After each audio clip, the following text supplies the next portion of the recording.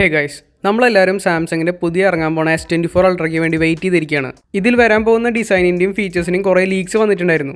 അതിലൊന്ന് ക്യാമറയിൽ വരുന്ന 1 ഇഞ്ച് സെൻസറാണ്. അതിൽ കുറേ ഫീച്ചേഴ്സൊക്കെ ജസ്റ്റ് റൂമേഴ്സ് ആയിരുന്നു, ചിലതൊക്കെ കൺഫേം ചെയ്തിട്ടുണ്ട്. S24 അൾട്രയിൽ വരാൻ പോകുന്ന കൺഫേംഡ് ഫീച്ചേഴ്സും അതുപോലെ തന്നെ ഈ ഒരു ഡിസൈനിനെ കുറിച്ചാണ് ഞാൻ പറയാൻ പോകുന്നത്.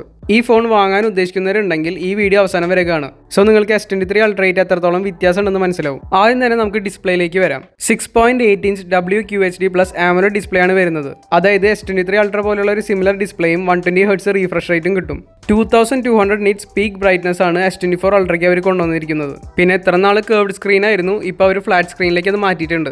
iPhone 15 സീരീസിൽ ടൈറ്റാനിയം ഫ്രെയിം വന്നതിന് ശേഷം ഇപ്പോൾ സാംസങ് അത് S24 അൾട്രയിൽ ഇംപ്ലിമെന്റ് ചെയ്തിട്ടുണ്ട്. പിന്നെ ഓൾറെഡി നമുക്ക് അറിയുന്ന പോലെ in display finger print sensor ഉണ്ട്. ഇതിൽ പിന്നെ Wi-Fi 6E ബ്ലൂടൂത്ത് 5.3 ആണ് വരുന്നത്. ഇനി പ്രോസസറിലേക്ക് വരികയാണെങ്കിൽ ലേറ്റസ്റ്റ് ഇറങ്ങിയ സ്നാപ്ഡ്രാഗൺ 8 Gen 3 ചിപ്സെറ്റ് ആണ് വരുന്നത്. പിന്നെ മുന്നുണ്ടായിരുന്ന പോലെ 5G കണക്ടിവിറ്റി ഉണ്ട്.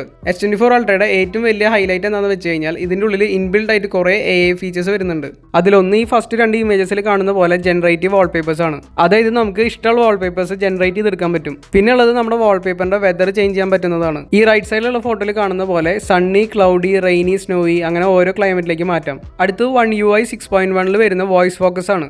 ഇത് ഓൾറെഡി ഇപ്പോൾ അവൈലബിൾ ആണെങ്കിലും One UI 6.1 നോർമൽ കോൾസിനും ഈ ഫീച്ചർ കിട്ടും. അടുത്തൊരു അടിപൊളി ഫീച്ചർ S24 അൾട്രയുടെ One UI 6.1 വരുന്നത് ഇവിടെ ലെഫ്റ്റ് സൈഡിൽ കാണുന്ന പോലെ ഫോട്ടോയിലുള്ള ഒരു സബ്ജക്റ്റിനെ നമുക്ക് മൂവ് ചെയ്യാൻ പറ്റും. എന്നിട്ട് നമുക്ക് എങ്ങനെ വേണമെങ്കിലും റീപൊസിഷൻ ചെയ്യാം. അതിലും കുറച്ചും കൂടി രസമുള്ള ഫീച്ചർ റൈറ്റ് സൈഡിൽ കാണുന്നതാണ്. അതായത് ഒരു ഫോട്ടോയിലത്തെ സബ്ജക്റ്റിനെ എടുത്തിട്ട് വേറൊരു ഫോട്ടോയിലേക്ക് ഇടാനും പറ്റും. അതിനെ നമുക്ക് റീസൈസ് റൊട്ടേറ്റ് എങ്ങനെ വേണമെങ്കിലും ചെയ്യാനും പറ്റും. S24 അൾട്രയിൽ നമുക്ക് പിന്നെ ലൈവായിട്ട് ആപ്സിൽ വരുന്ന മെസ്സേജസ് ഒക്കെ ട്രാൻസ്ലേറ്റ് ചെയ്യാൻ പറ്റും. ഇനി നമുക്ക് S24 അൾട്രയുടെ ബാറ്ററി ആൻഡ് ചാർജിംഗിലേക്ക് കിടക്കാം. S23 അൾട്ര പോലെ 5000 mAh ബാറ്ററിയാണ് വരുന്നത്. പിന്നെ 45 വാട്ട് ഫാസ്റ്റ് ചാർജിങ്ങും 15 വാട്ട് വയർലെസ് ചാർജിങ്ങും വരുന്നുണ്ട്. പിന്നെ ഓൾറെഡി സാംസങ് ഫോൺസിനുള്ള പോലെ വയർലെസ് ചാർജിങ് കേപ്പബിലിറ്റി ഉണ്ട്. ഇനി നമുക്ക് S24 അൾട്രയുടെ ക്യാമറയിലേക്ക് കിടക്കാം. S24 അൾട്രയ്ക്കും ക്വാഡ് ക്യാമറ സെറ്റപ്പ് ആണ് വരുന്നത്. ഇവിടെ നമുക്കൊരു 200 മെഗാപിക്സൽ റിയർ ക്യാമറ വരുന്നുണ്ട്. പിന്നെ കുറച്ചും കൂടി ഇംപ്രൂവ്ഡ് ആയിട്ടുള്ള ഓട്ടോ ഫോക്കസും പിക്സൽ ബിന്നിങ്ങും വരുന്നുണ്ട്. പിന്നെ ഇതിന്റെ സെൽഫി ക്യാമറ വരുന്നത് 12 മെഗാപിക്സൽസ് ആണ്. S24 അൾട്രയിലുള്ള അടുത്ത ചേഞ്ച് വേറൊന്നുമല്ല. ഇതിൽ 10 മെഗാപിക്സൽ ടെലിഫോട്ടോ ലെൻസ് വിത്ത് 3x സൂം ആണ് വരുന്നത്. അതുപോലെ തന്നെ 50 മെഗാപിക്സൽ ഒപ്റ്റിക്കൽ ലെൻസ് വിത്ത് 5x സൂം ലെവലും. ഈ ഒരു ഫോട്ടോ നോക്കിക്കഴിഞ്ഞാൽ നിങ്ങൾക്ക് S24 അൾട്രയുടെ ഫ്ലാറ്റ് സ്ക്രീൻ എങ്ങനെ വരുന്നതെന്ന് അറിയാൻ പറ്റും. നെക്സ്റ്റ് ഞാൻ S23 അൾട്രയും S24 അൾട്രയും സൈഡ് ബൈ സൈഡ് കമ്പാരിസൺ ആണ് കാണിക്കുന്നത്. ഇതിൽ ബ്ലാക്ക് കളർ അലൂമിനിയം ബോഡിയുള്ള S23 അൾട്രയും ഗ്രേ കളർ ടൈറ്റാനിയം ബോഡിയുള്ള S24 അൾട്രയാണ്. ചെറിയ ഡിസൈൻ ചേഞ്ചസ് നിങ്ങൾക്ക് കാണാൻ പറ്റും. ഇവിടെ വോളിയം ബട്ടൺസ് ഒക്കെ കുറച്ചും കൂടി വൈഡർ ആക്കിയിട്ടുണ്ട്. ഈ ഒരു ഫോട്ടോയിൽ നിങ്ങൾക്ക് നോക്കി കഴിഞ്ഞാൽ മനസ്സിലാവും S Pen കുറച്ചും കൂടി ഫ്ലാറ്റ് ആക്കിയിട്ടുണ്ട്. അതുപോലെ സ്പീക്കേഴ്സ് ഒരു സ്ലിറ്റിന്റെ ഷേപ്പിലാക്കിയിട്ടുണ്ട്. S24 അൾട്രയിൽ പുതിയ കളേഴ്സ് വരുന്നുണ്ട്.